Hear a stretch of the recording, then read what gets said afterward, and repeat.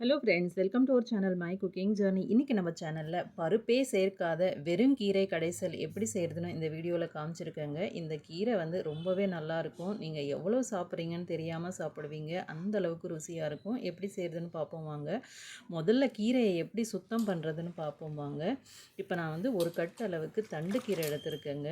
இது வந்து தண்ணி சேர்த்து கொஞ்சம் உப்பு போட்டிருக்கேன். உப்பு சேர்த்து நம்ம ஊற வச்சு கழுவுறதால வந்து இந்த கீரையில் இருக்கிற மண் எல்லாமே அழுக்கெல்லாம் வந்து நல்லா வந்துருங்க. இப்போ நான் கையில் எடுத்து நான் ஒரு 10 நிமிஷத்துக்கு முன்னாடியே வந்து இந்த கீரையில் தண்ணி சேர்த்து உப்பு சேர்த்துருக்கேங்க. கல் உப்பு சேர்த்து நான் ஊற வச்சுருக்கேன். பாருங்கள் எந்த அளவுக்கு மண் விட்டுருக்குன்னு பாருங்கள். இன்னும் நான் வந்து உங்களுக்கு வந்து நல்லா கிளியராக எடுத்து காமிக்கணுன்னா கீரையை சுத்தமாக நான் எடுத்துகிட்டு காமிக்கிறேன் பாருங்கள். எவ்வளவு அழுக்கு இருக்குது பாருங்கள் இந்த கீரையில். நம்ம வந்து நகர்ப்புறங்களில் இருக்கிறவங்க வந்து கீரையை நல்லா சுத்தம் பண்ணி சாப்பிட்ணுங்க. என்ன கிராமப்புறங்களில் விளையிற கீரை வந்து இவ்வளோ வந்து அழுக்காக இருக்காது, இவ்வளோ வந்து இது இருக்காது. நகர்ப்புறங்களில் வந்து இந்த கீரை எந்த இடத்துல விளைய வைக்கிறாங்க நமக்கு தெரியவே தெரியாதுங்க. நல்லா சுத்தமாக சமைக்கணும். அதனால் நான் உப்பு போட்டு நல்லா ஊற வச்சு கழுவுனிங்கன்னா சுத்தமாக கிளியர் ஆகிடும். இப்போ பாருங்கள், நான் கழுவி வச்சுருந்தேன் 3 தடவைலேருந்து 4 தடவை நல்லா கழுவி வச்சுருந்தேங்க. நான் வந்து அந்த குக்கர் கீழே தான் வச்சுருந்தேன். தண்ணி பாருங்கள், அதுலேருந்து வடிஞ்ச தண்ணி நல்லா சுத்தமாக இருக்குது. கீரையும் நமக்கு சுத்தமாகிடுச்சு. இப்போ கீரை எப்படி கடையிறதுன்னு பார்ப்போமாங்க. இப்போ ஸ்டவ் பற்ற வச்சு நான் வந்து குக்கர் வச்சுருக்கேங்க. குக்கரில் ஒரு 2 ஸ்பூன் அளவுக்கு எண்ணெய் சேர்த்துருக்கேன். எண்ணெயில் ஒரு 2லேருந்து 3 பெரிய வெங்காயம் எடுத்து இது போல் நீல வாக்கில் கட் பண்ணி சேர்த்துக்கலாங்க. வெங்காயம் சேர்க்குறதால இந்த கீரை வந்து ரொம்ப நல்லாயிருக்கும். வெங்காயத்தை அதுவும் வதக்கி சேர்க்குறதால இன்னும் நல்ல சுவை கொடுக்கும் இந்த கீரை. வெறும் கீரைன்றதால இது போல் செய்து பாருங்கள். இப்போ வெங்காயம் எடுத்திருந்தோம் இல்லையா, கிட்டத்தட்ட நான் ஒரு 3 வெங்காயம் அளவுக்கு எடுத்திருந்தேன், பெரிய வெங்காயம். அதையும் எடுத்துக்கிட்டேன். இப்போ ஒரு 2 பெரிய தக்காளி எடுத்துருந்தேங்க. தக்காளியுமே நல்லா வந்து இது போல் கட் பண்ணி சேர்த்து இதையுமே வதக்கிக்கலாம்.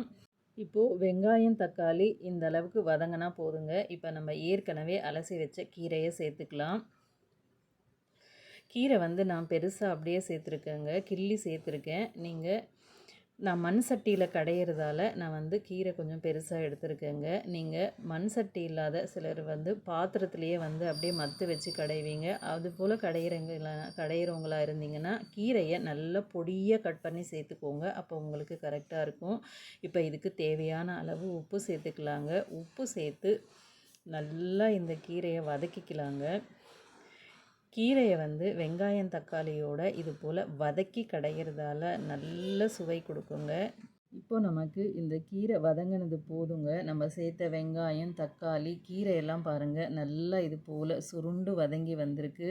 இந்த அளவுக்கு போதும். இப்போ இந்த நேரத்தில் நம்ம புளியை சேர்க்கலாங்க. புளி இருந்ததுன்னா நீங்கள் அப்படியே சேர்த்துக்கோங்க. நான் வந்து புளி பேஸ்ட்டு சேர்க்குறேங்க. புளியை எப்பயுமே வேக வச்சு கொஞ்சம் உப்பு சேர்த்து அரைச்சி வச்சிங்கன்னா உங்களுக்கு சமைக்கும்போது ஈஸியாக இருக்கும். இப்போ நான் தண்ணி சேர்க்கலைங்க. இதில் வந்து பிரிஞ்சு வர தண்ணியே எனக்கு போதும். கீரையிலேருந்து வர தண்ணியே போதுமானது. உங்களுக்கு தண்ணி வேணும்னா கொஞ்சமாக சேர்த்து வச்சுக்கலாம்.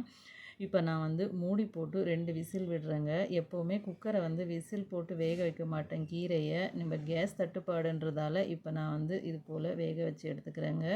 இப்போ வேக வச்ச கீரை இருக்கட்டும். இப்போ ஸ்டவ் பற்ற வச்சு கடாய் வச்சு 2 ஸ்பூன் அளவுக்கு எண்ணெய் சேர்த்துருக்கேங்க. அதில் தேவையான அளவு கடுகு சேர்த்துக்கலாம்.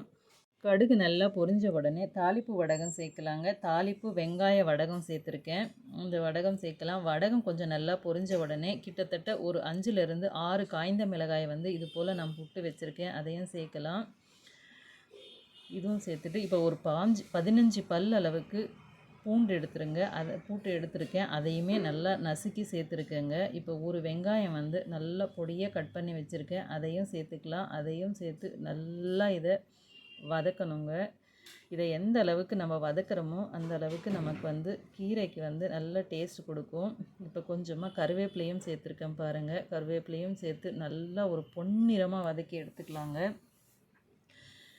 இப்போ இதுக்கு கொஞ்சமாக நம்ம மஞ்சள் சேர்த்துக்கலாம். மஞ்சள் சேர்த்துட்டு கொஞ்சமாக இதுக்கு பெருங்காயம் சேர்க்க போகிறோங்க. இந்த பெருங்காயம் சேர்க்குறதால இந்த கீரை வந்து நல்லா ஈஸியாக செரிமானமாகும். அதனோட சுவையும் கொடுக்கும். பெருங்காயம் சேர்க்க விருப்பம் இல்லைன்னா நீங்கள் வந்து இந்த தாளிப்பில் வந்து சீரகம் சேர்த்துக்கோங்க. இப்போ இதை நல்லா வதக்கிக்கலாங்க.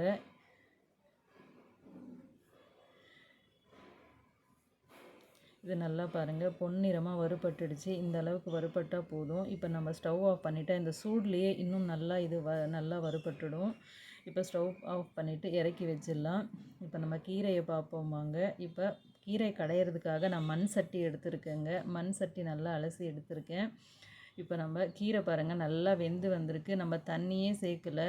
நம்ம வேக வைக்கும்போது அந்த கீரையில் இருந்த தண்ணி அந்த வெங்காயம் தக்காளியில் இருக்கிற தண்ணியே இறங்கி வந்து இந்த அளவுக்கு இருக்குங்க. இதை சேர்த்து கடையணுங்க. மண் சட்டியில் நம்ம வந்து கீரை கடையும் போது ரொம்பவே நல்லாயிருக்கும். அந்த சுவை நல்லாயிருக்கும். அதுவும் இல்லாமல் இதெல்லாம் ஒரு எக்ஸசைஸுங்க. பாருங்கள் காலையிலேயே பெண்கள் வந்து இது போல் மண் சட்டியில் வந்து கீரையை வந்து நல்லா கொஞ்சம் பெரிய நீளமான கீரையை வந்து புட்டு போட்டு நல்லா அழுத்தி வச்சு நம்ம கையில் இது போல் கீரை கடையிறதால இதுவும் ஒரு விதமான எக்ஸசைஸ் தாங்க. அந்த காலத்துலலாம் வந்து இது போல் தான் நம்ம அம்மாக்கள் நம்ம பாட்டிகள்லாம் கடைஞ்சி தான் சாப்பிட்டு தானே நம்ம பார்த்தோம். இப்போ தான் நம்ம வந்து யாருமே சட்டியில் வந்து கடைஞ்சி சாப்பிட்றது இல்லைங்க. தவறாமல் நீங்கள் இந்த மாதிரி கல் சட்டி கிடச்சதுன்னா கீரையை வந்து எப்போவுமே இது போல் கடைஞ்சி சாப்பிடுங்க. இது வந்து செய்கிறதுக்கு ஒரு எக்ஸசைஸாகவும் இருக்கும். உங்களுக்கு சுவையும் நல்லா கிடைக்குங்க. இப்போ கீரை நமக்கு நல்லா வந்து பாருங்கள் இந்த அளவுக்கு நமக்கு மசிஞ்சிடுச்சு பாருங்கள். இந்த அளவுக்கு நமக்கு கீரையை கடைஞ்சா போதும். இப்போ நம்ம தாளிப்பு சேர்த்துக்கலாங்க. இந்த தாளிப்பை சேர்த்து வந்து கொஞ்ச நேரம் கடையணுங்க. இது வந்து ஏன்னா நம்ம காரத்துக்கு வந்து எதுவுமே சேர்க்கலை.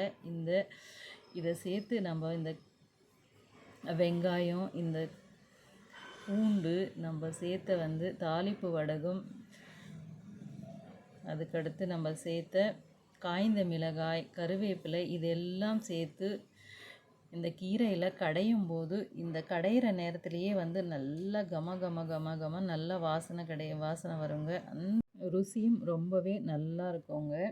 இது சாதத்துக்கு மட்டும் இல்லாமல் நம்ம இது களிக்கு சாப்பிட்டா ரொம்ப நல்லாயிருக்கும். ராகி களிக்கு இந்த கீரை வந்து நல்ல ஒரு காம்பினேஷனாக இருக்குங்க. இன்றைக்கி நான் வந்து சாதத்துக்கு தான் பரிமாறுறேன். இது இப்போ அப்படியே இருக்கட்டும். இப்போ நம்ம ஆம்லேட் போட்டுருவாங்க. அதே வந்து கடாயில் வந்து தாளித்த கடாய் வந்து அப்படியே வச்சுட்டேங்க.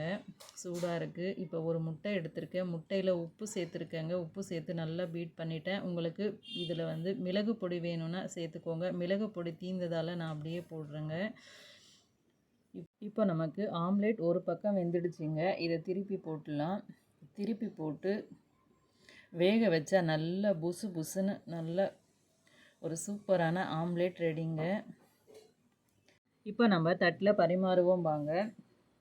ரொம்ப சூப்பராக இருக்குங்க. இது சுடு சாதத்தோட இந்த கீரையை சேர்த்து கொஞ்சமாக நெய் அல்லது நல்லெண்ணெய் விட்டு இந்த ஆம்லேட்டோட தொட்டு சாப்பிடும்போது ரொம்ப நல்லாயிருக்கும். நீங்கள் ஒரு முறை செஞ்சு சாப்பிட்டிங்கன்னா மறுபடியும் இதே போல் தான் செய்து சாப்பிடுவீங்க. அந்த அளவுக்கு ருசியாக இருக்குங்க. இந்த வீடியோ பிடிச்சிருக்கும் நம்புகிறேன். பிடிச்சிருந்தா லைக் பண்ணுங்கள், ஷேர் பண்ணுங்கள். இன்னும் நிறைய ஹெல்தி வீடியோஸ்லாம் நம்மளோட சேனலில் இருக்குது. அதையும் பாருங்கள். நம்ம சேனலுக்கு சப்போர்ட் பண்ணுங்கள். இது வரைக்கும் என்னோடய சேனலை பொறுமையாக பார்த்த உங்களுக்கு ரொம்ப நன்றிங்க. தேங்க்யூ.